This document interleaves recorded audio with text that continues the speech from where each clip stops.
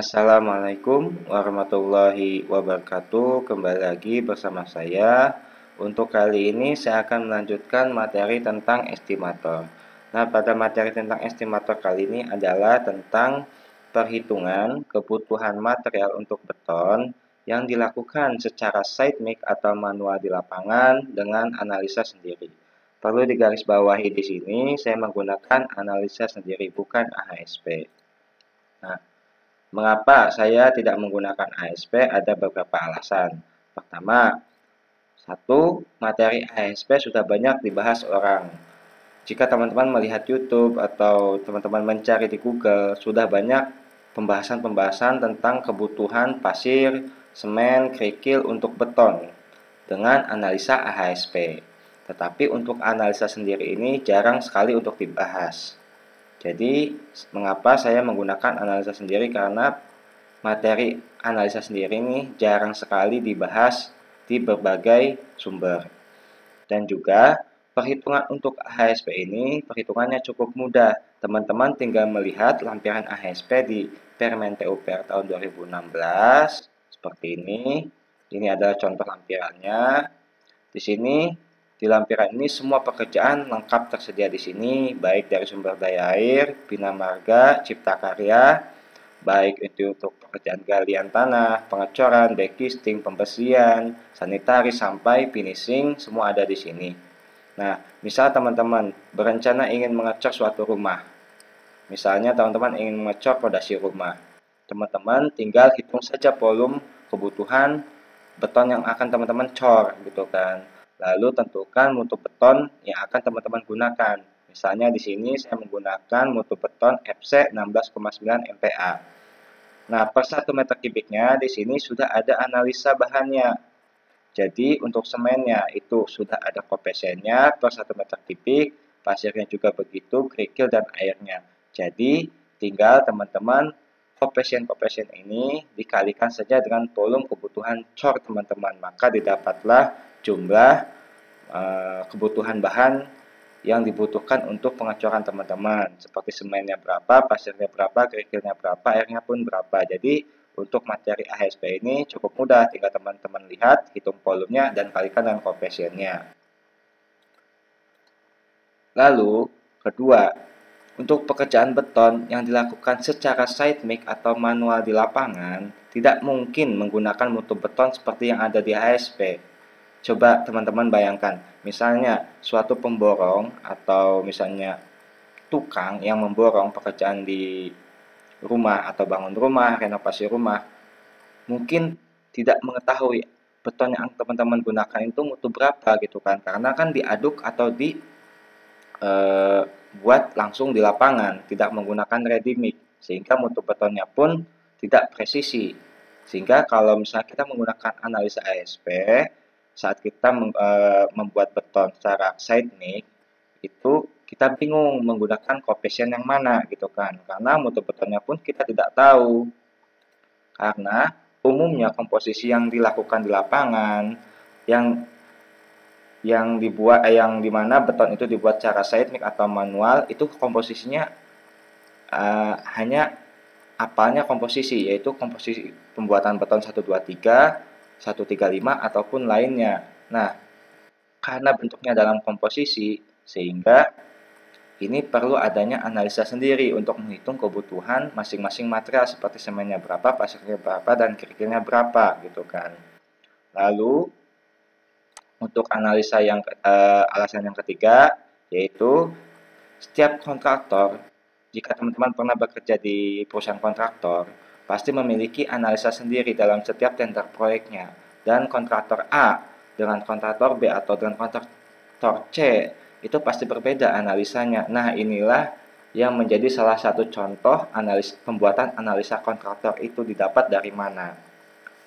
Tetapi sebagai catatan, analisa sendiri yang saya bahas sekarang ini hanya bisa digunakan untuk proyek non-pemerintah.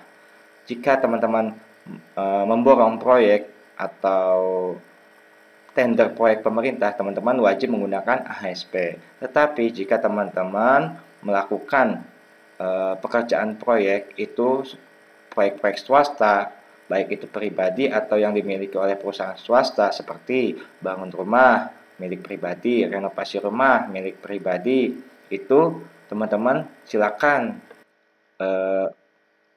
gunakan analisa sendiri dalam perhitungan-perhitungan kebutuhan materialnya atau dalam penawaran-penawaran harganya. Lalu yang keempat, analisa sendiri ini untuk mempermudah dalam pengontrolan biaya, baik upah, material, dan keuntungan. Salah satunya karena koefisien material yang disesuaikan dengan ukuran satuan yang umum di pasaran, seperti semen, saya analisa dalam bentuk sak, pasir dalam bentuk meter kubik, karena ketika kita membeli semen di toko material nggak mungkin kita membeli dalam bentuk kilogram gitu kan, kebanyakan dalam bentuk sak. Saya ingin membeli semen 3 sak, nggak mungkin kalau kita beli semen 120 kilo, kan jarang sekali seperti itu. Terus juga kita dalam membeli pasir itu kan, tidak mungkin kita membeli pasir 10 kilo, tapi kan misalnya setengah kubik, atau 1 kubik, atau 1,5 kubik, nggak mungkin kita beli dalam bentuk kilo. Nah, ini adalah penyesuaian-penyesuaian analisa sendiri terhadap satuan-satuan yang umumnya ada di pasaran untuk setiap produk material. Lalu dilanjut, sebelum saya bahas kepada perhitungan ini, saya sedikit menjelaskan tentang apa itu beton. Beton itu terdiri dari dua, yaitu dibuat secara ready mix ataupun side mix. Apa yang dimaksud dengan ready mix? Yaitu beton yang dibuat di batching plant, di alat seperti ini, kemudian diantarkan atau dihantarkan oleh truk mixer ke lokasi proyek. Jadi, ready mix ini komposisinya itu sudah berdasarkan mix design. Ini cocok dengan ASP karena bisa ditentukan mutunya. Tetapi yang masalahnya untuk yang kedua, yaitu side mix. Itu dibuat dengan bantuan alat molen atau dengan diaduk secara manual langsung di lapangan. Nah, jika teman-teman lihat side mix seperti ini, apakah teman-teman bisa menentukan mutu betonnya? Pasti teman-teman bertanya-tanya, misalnya adukan gini pasti bingung, mutu beton berapa yang teman-teman gunakan. Yang teman-teman tahu pasti komposisinya 123, 135 ataupun lainnya. Jadi seperti itu. Nah, yang saya bahas di sini adalah side mix. Untuk ready mix tidak saya bahas karena gampang sekali untuk ready mix. Tinggal misalnya teman-teman butuh 5 kubik, ya tinggal teman-teman pesan ke batching plan-nya 5 kubik. Mereka akan buatkan sesuai mix design dan mutu yang teman-teman pesan. Tetapi untuk side mix ini tidak bisa, teman-teman harus menghitung jumlah materialnya dan komposisinya gitu kan. Nah, dalam penyusunan material beton itu ada 4 unsur material yang biasanya digunakan. Biasanya ada tambahan zat adiktif, tapi kita abaikan. Dalam pembuatan side mix ini ada 4 unsur, yaitu semen, ditambah pasir, ditambah kerikil, kemudian ditambah air yang mengikat semen, sehingga air ini dapat reaksi dengan semen yang mengikat pasir dan kerikil, sehingga terbentuklah suatu beton seperti ini. Kemudian bentuk material penyusun beton, tadi kan ada semen, pasir, kerikil, dan air. Jika teman-teman lihat dalam adukan seperti ini, nah, komposisi adukan ini pasti dalam bentuk keadaan apa? Gembur atau terurai. Nah, makanya di sini dilihat semen, pasir, kerikil. Bentuk adukannya dalam bentuk terurai atau gembur atau lepas. Di mana saat bentuknya itu terurai atau gembur atau lepas, maka masing-masing material ini memiliki rongga udara dan dalam kondisi kering karena belum ditambah air. Maka karena ini bentuknya terurai atau gembur, perhitungan untuk menghitung jumlah semen, pasir, dan kerikilnya itu perhitungannya menggunakan metode DLBD atau namanya Dry Loose Bulk Density, yaitu massa jenis kering gembur.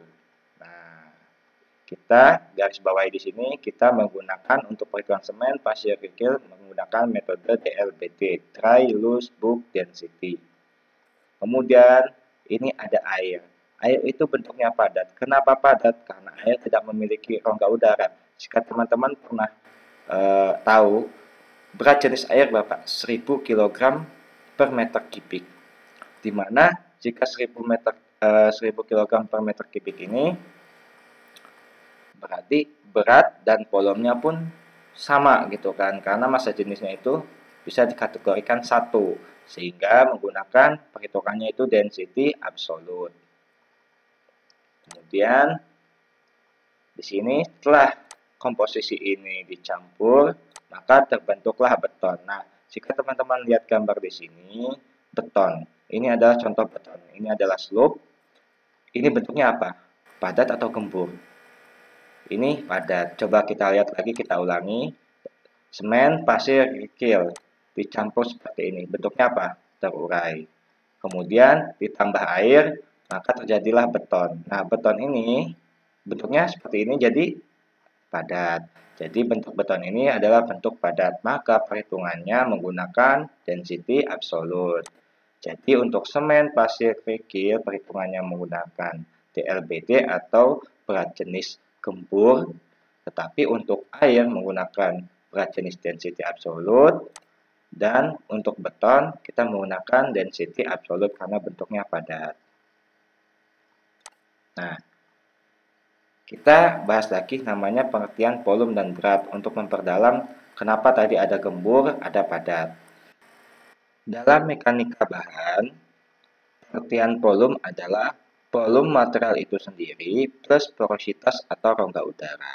Sedangkan untuk berat material adalah berat material itu sendiri, udara dianggap nol atau tanpa adanya rongga udara. Jika dilihat di gambar seperti ini adalah sebuah wadah. Misalnya anggap aja ember. Nah, teman-teman isi semen ke dalam sini. Nah, volumenya semen ini ya adalah volumenya wadah gitu kan. Sedangkan untuk beratnya itu belum tentu sama dengan wadah gitu kan. Karena dimana dalam wadah ini saat kita memasukkan semen pasti ada namanya rongga-rongga udara. Nah, rongga-rongga udara ini itu kalau menjadi berat tidak dihitung, tetapi untuk volume dihitung karena volume itu hitungannya dalam satuan panjang. Jadi kita menghitung volume ya panjang lebar kali tingginya dari wadah itu, tetapi untuk berat kita timbang. Jadi udara itu kan beratnya 0, maka berat material itu ya berat semennya itu sendiri gitu kan. Karena kita masukkan di sini semen, volumenya semen plus udara. Tetapi untuk beratnya ya berat semennya itu sendiri. Seperti dilihat di sini W sama dengan 0 untuk udara. Jadi udara itu saat ditimbang dianggap 0. Makanya berat material sama dengan berat material itu sendiri, tetapi volume material adalah volume material itu sendiri plus porositas. Jadi di sini teman-teman pahami ini akan menjadi dasar-dasar dalam perhitungan kebutuhan material semen, pasir, dan kerikil dalam beton ini. Nah, kita lanjut ke dalam bentuk material penyusun beton dan beton. A. Bentuk material. Kita lihat di sini ada dalam bentuk volume dan juga dalam bentuk berat. Kita definisikan untuk masing-masing material ini. Untuk volume bentuknya seperti apa, untuk berat bentuknya seperti apa. Semen, pasir, kerikil dalam bentuk volume. Kita lihat di sini. Semen, pasir, kerikil. Jika kita menggunakan komposisi 1, 2, 3, artinya misalnya kita anggap satunya itu dalam bentuk ember. Berarti 1 ember semen ditambah 2 ember pasir ditambah 3 ember kerikil. Nah, ember ini kan dalam bentuk wadah. Wadah ini dalam bentuk volume. Sehingga volume di sini yang digunakan berarti material dalam bentuk gembur. Tetapi untuk air itu karena di sini air itu bentuknya padat, tidak memiliki rongga udara, maka volume sama dengan berat. Sehingga volume itu bentuknya padat karena tidak memiliki rongga udara. Sehingga di sini kita kategorikan padat. Dan juga untuk beton. Beton di sini lihat volumenya. Ini Kalau volumenya beton ini padat atau gembur? Kalau kita lihat pasti dalam bentuk padat. Kalau bentuk gembur ya ini berceceran kemana-mana, tidak bisa menopang apa-apa dan tidak bisa membentuk seperti ini gitu kan. Makanya beton ini dalam bentuk padat. Kemudian untuk bentuk kilogram, masing-masing material ini bentuknya apa gitu kan. A. Semen. Semen ini karena ini kita lihat dari dasar-dasar ini, berat material itu sendiri dianggap 0 untuk udara. Maka diasumsikan semen ini padat tanpa adanya rongga udara. Pasir itu juga kilogram, bentuknya padat. Kerikil juga kalau dalam bentuk kilogram padat gitu kan, karena tidak ada rongga udara. Air pun sama padat dan beton pun sama padat. Sehingga perbandingan antar material ini boleh dilakukan jika bentuk keadaan atau kondisi material sama. Jika teman-teman lihat di sini, dari kelima item material ini, di mana kondisinya yang sama semua, yaitu dalam bentuk berat.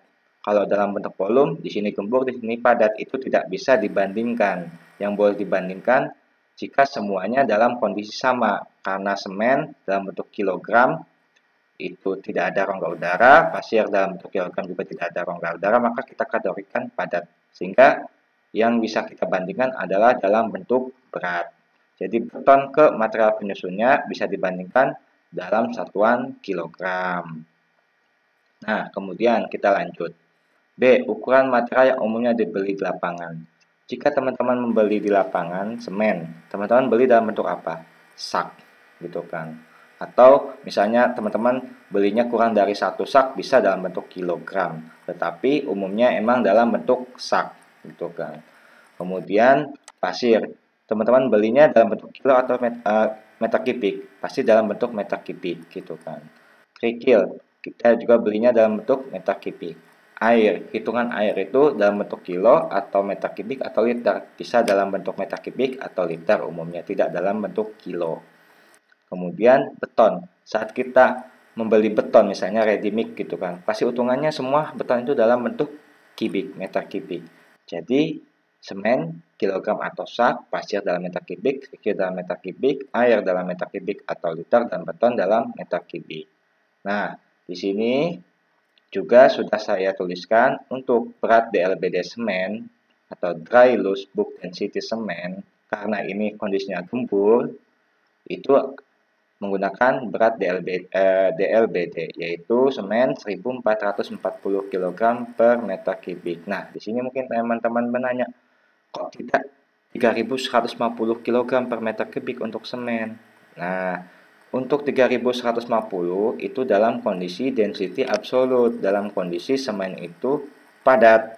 Tetapi saat pencampuran side mix, semen itu dalam bentuk terurai, makanya menggunakan berat jenis DLBD. Sehingga berat jenisnya itu kita gunakan umumnya itu adalah 1440 kg per meter kubik.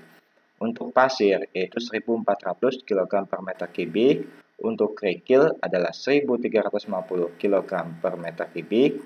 Kemudian untuk air, karena tadi bentuknya semuanya padat, maka menggunakan density absolute yaitu 1000 kg per meter kubik. Dan juga beton, karena dalam bentuk volume maupun berat itu bentuknya padat semua, maka kita menggunakan density absolute yaitu 2400 kg per meter kubik.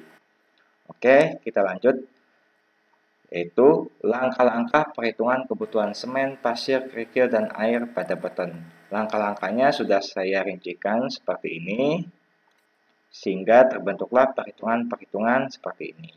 Kita bahas satu persatu. Misal, kita memiliki beton seperti ini. Misalnya ini pile cap. Nah, teman-teman rencana ingin mengecor pile cap atau fondasi seperti ini, jumlahnya 1 buah misalnya. Di mana teman-teman, langkah pertama adalah hitung volume beton yang dibutuhkan. Hitung volume beton yang dibutuhkan berarti teman-teman harus mengetahui ukuran panjangnya, lebarnya, maupun tebalnya. Misalnya panjangnya di sini adalah 100 cm, lebarnya berapa? 100 cm misalnya. dan tebalnya kita buat juga misalnya 100 cm. Berarti panjangnya 100 cm atau 1 meter, lebarnya 100 cm atau 1 meter, tebalnya 100 cm atau 1 meter, dengan jumlah yang teman-teman akan cor pelketnya ada berapa buah, misalnya cuma 1 buah. Maka volumenya itu ya, karena ini bentuknya persegi atau kubus, maka volumenya tinggal teman-teman panjang kali lebar kali tinggi, dikali jumlah pelket yang akan dicor. Jadi panjangnya berapa? 1 dikali lebar yang 1 dikali tingginya 1 dikali jumlahnya 1, maka volumenya didapatlah 1 meter kubik. Sampai di sini volume mungkin teman-teman sudah paham. Kita lanjut ke tahap kedua, yaitu tentukan komposisi campuran semen, pasir, kerikil, dan airnya. Nah, ini adalah komposisinya. Di sini komposisi yang akan teman-teman gunakan berapa? Misalnya teman-teman menggunakan komposisi 1, 2, 3. Artinya 1 untuk semen, 2 untuk pasir, 3 untuk kerikil. Dan tidak lupa, adukan itu harus ada unsur air. Kalau misalnya teman-teman mencampur semen, pasir, kerikil, tapi nggak dikasih air, ya tidak akan jadi beton. Makanya tidak lupa kita masukkan komposisi air. Nah, untuk komposisi air, biasanya dalam pembuatan beton itu berkisar antara 50% sampai 60% dari jumlah atau berat semen. Di sini saya menggunakan 55% dari berat semen. Sehingga saya komposisinya itu 1, 2, 3 dan 55% air. Dimana untuk ukuran semen yang saya gunakan, misalnya saya menggunakan semen gresik dengan ukuran 40 kg per sak gitu kan. Jadi komposisinya 1, 2, 3, airnya 50% dengan semennya, semen gresik ukuran 40 kg per sak.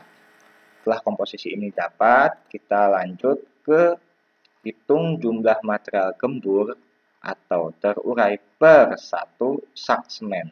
Jadi kita menghitung jumlah material gembur. Material gemburnya saja yang kita hitung per 1 sak semen sesuai komposisinya. Berarti yang tadi gembur itu apa?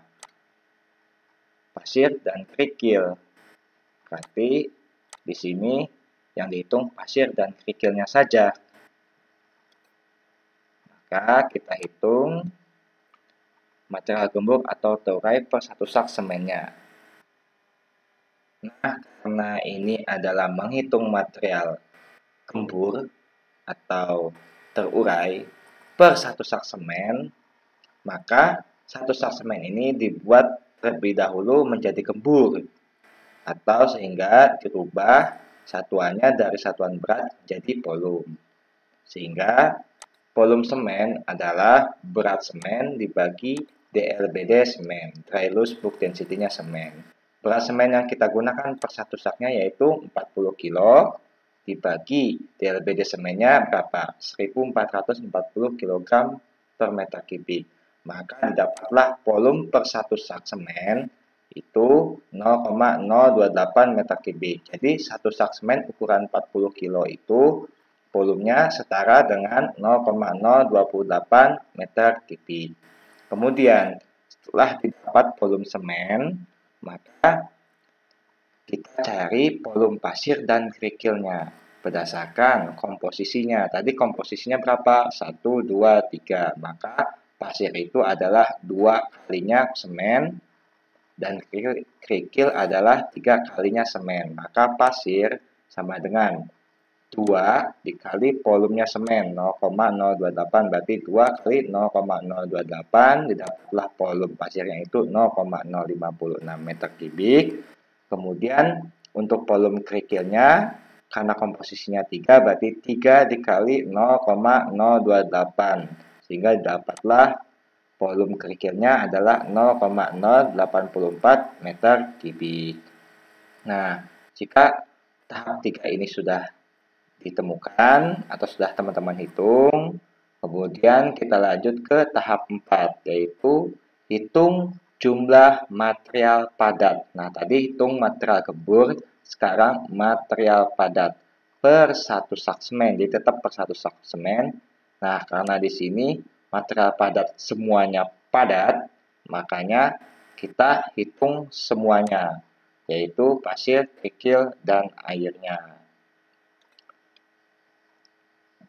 Untuk menghitung kebutuhan material padat per 1 sak semen sesuai komposisinya, tadi sudah kita temukan volume pasirnya berapa dan volume kerikilnya berapa. Tinggal kita rubah ke dalam bentuk berat. Menggunakan untuk berat pasir, tinggal volume pasirnya dikali berat jenis DLBD-nya, yaitu 1400, 0,056 meter kubik dikali 1400 kg per meter kubik.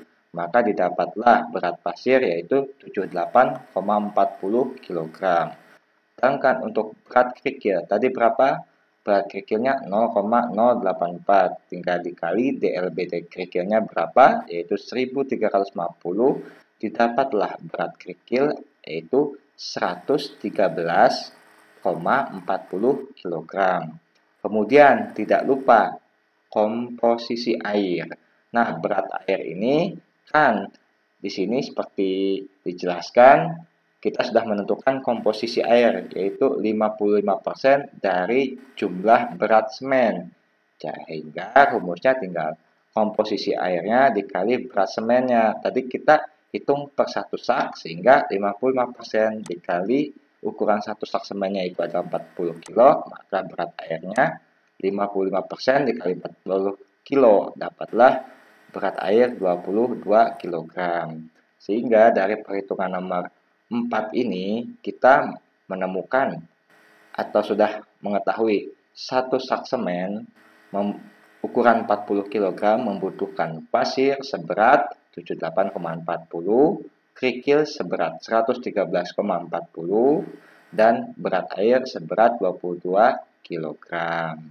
Kemudian kita lanjut, telah menemukan jumlah material padat, kita lanjut ke jumlahkan semua berat material penyusun beton per 1 sak semen. Jadi berat-berat yang kita dapat tadi kita jumlahkan gitu kan. Tinggal kita jumlahkan, semennya tadi per 1 sak berarti 1 saknya 40, pasirnya 78,4, kerikilnya 113,4, dan airnya 22, kita jumlahkan. Maka didapatlah per 1 sak semen dengan komposisi pasir, kerikil, dan airnya, totalnya itu adalah 253,80 kg. Ini untuk komposisi 1 sak semen. Perbandingan 1, 2, 3 itu untuk per 1 sak semen. Beratnya totalnya 253,80. Nah, setelah ini didapat untuk berat totalnya, kita lanjut ke tahap 6, yaitu hitung berat beton. Perhitungan berat beton ini sama dengan volume beton dikali berat jenis absolutnya. Untuk mendapatkan berat berarti volume dikali berat jenis. Volume betonnya tadi berapa? Yaitu 1 meter kubik. Karena beton itu dalam bentuk padat, maka dikali berat jenis absolut. Berat jenis absolutnya berapa? 2400. Sehingga 1 dikali 2400, beratnya didapatlah 2400 kg. Jadi 1 meter kubik beton itu beratnya 2400 kg. Kemudian setelah perhitungan berat beton didapat, kita lanjut ke tahap 7, yaitu mencari koefisien berat beton terhadap berat semua material penyusun beton per 1 sak semen. Jadi ini adalah koefisien perbandingan. Jadi berat beton yang kita butuhkan dibagi berat semua material penyusun beton per 1 sak semen gitu kan. Jadi 2400 ini dibagi total per 1 sak semen ini, artinya 2400 dibagi 253,80 kg, dapatlah koefisien pembandingnya 9,46. Nah, apa sih artinya 9,46 ini? Artinya 1 meter kubik beton ini sebanding dengan 9,46 kalinya komposisi material-material ini per 1 sak semen. Tadi kan 1 sak semen diaduk dengan 78,40 kg pasir dengan 113,4 kg kerikil dan 22 kg air. itu setara 9 kali lipatnya volume beton gitu kan. Artinya seperti itu. Nah, setelah nomor 7 ini dapat, barulah kita masuk ke tahap terakhir, yaitu menghitung jumlah semen, pasir, kerikil, dan air sesuai dengan volume betonnya. Karena sudah kita tahu perbandingannya, maka tinggal kita kalikan saja. Pertama, semen. Nah, pasir, kerikil, dan air. Kita samakan dulu satuan sesuai pembelian di lapangan. Semen itu dibeli di lapangan dalam bentuk apa? Kilogram atau sak, seperti yang tadi saya jelaskan. Pasir itu dalam bentuk meter kubik, kerikil itu dalam bentuk meter kubik, dan air itu harusnya dalam bentuk liter, tapi kita tulis dulu dalam bentuk kilogram, karena yang sudah kita hitung dalam bentuk kilogram. Makanya kita tulis semen per satu saknya itu 40, pasirnya berapa? 0,056 meter kubik, kerikilnya berapa? 0,084 meter kubik, dan airnya yaitu 22 kilo. Kenapa kita tidak memasukkan ini dalam bentuk kilo? Karena kita ingin menghitung material langsung sesuai dengan satuan yang dibeli di lapangan gitu kan. Tinggal kita kalikan koefisien pembandingnya. Jadi untuk semen tinggal 40 dikali 9,46 didapatlah 378,40 kilogram. Pasirnya 0,056 dikali 9,46 dapatlah 0,530 meter kubik. Kerikilnya 0,084 dikali 9,46 didapatlah 0,795 meter kubik. Dan airnya yaitu 22 kg dikali 9,46 adalah 208,12 kg. Sehingga setelah didapat material ini, baru kita sesuaikan lagi. Tadi kan ada yang belum sesuai, yaitu air. Air kan masih dalam bentuk kilo, harusnya kan dalam bentuk liter atau meter kubik. Semen pun masih dalam bentuk kilo, harusnya kan dalam bentuk sak. Makanya kita sesuaikan satuannya lagi. Kita masukkan ke sini. Untuk semen 378,40, pasirnya 0,53 kubik, kerikilnya 0,795 meter kubik, dan airnya 208,12 kg. Kemudian kita rubah untuk semennya dari kilogram menjadi sak. Berarti tinggal 378,40 dibagi, tadi kita menggunakan komposisi semennya itu, satu saknya itu 40 kilo, tinggal dibagi 40 kilo. 378,40 dibagi 40 kilo sama dengan 9,46 sak. Kemudian pasir, karena pasir sudah sesuai, jadi tidak perlu kita sesuaikan lagi, tetap 0,53. Untuk kerikil pun karena sudah satuannya meter kubik, tidak perlu kita sesuaikan lagi, tetap 0,795 meter kubik. Dan air ini kan 208,12 kg. Karena berat jenis air itu 1 kg sama dengan 1 liter, maka tinggal 208,12 kg dikali 1. Jadilah 208,12 liter. Ini adalah jumlah material semen, pasir, kerikil, dan air sesuai dengan satuan yang dibeli di lapangan. Lalu tahap terakhir kita rekap dan kita bulatkan gitu kan, biar lebih perhitungannya lebih tidak banyak koma-komanya gitu kan. Rekapitulasi ini untuk volume 1 meter kubik. Nah, kebetulan kita kan volume yang akan kita cek adalah 1 meter kubik. Membutuhkan semen sebanyak 9,46 yang kita bulatkan menjadi 9,5 sak. Oh iya, ini masih 0. Saya tulis.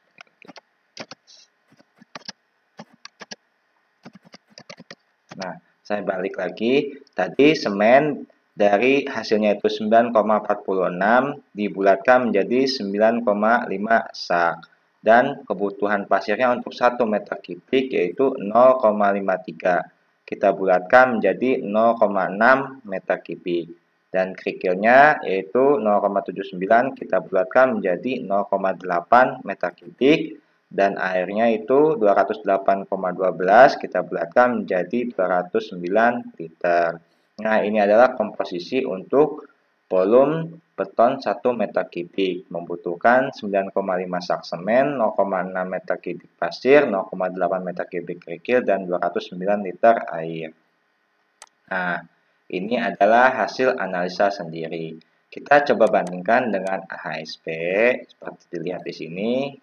Ini misalnya kita menggunakan FC 19,3, semen itu 371, pasirnya 698 dan kerikilnya 1047. Kemudian airnya itu 215. Nah, kita bandingkan. Saya rubah dulu satuannya ke dalam sak. 371 dibagi 40 dapat 9,3 sak. 698 dibagi berat gemburnya yaitu 1400 jadi 0,5. Kemudian untuk kerikilnya saya bagi 1350 karena DLBD-nya 1350 menjadi 0,78 meter kubik dan airnya itu 215. Kita bandingkan. Ini semennya 9,5 ke 9,3 ini mendekati. Pasir 0,6 ke 0,5 ini masih mendekati. Jadi perhitungannya tidak terlalu begitu jauh.